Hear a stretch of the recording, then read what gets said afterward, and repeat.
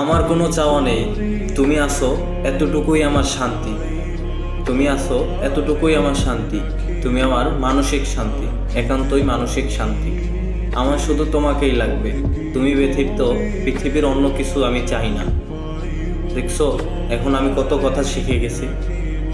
যেই কথাটা আর 3টা বছর আগে শিখতে পারলে তোমারে খুব বুঝাইয়ে আমি বলতে পারতাম যে আমি তোমায় ভালোবাসি।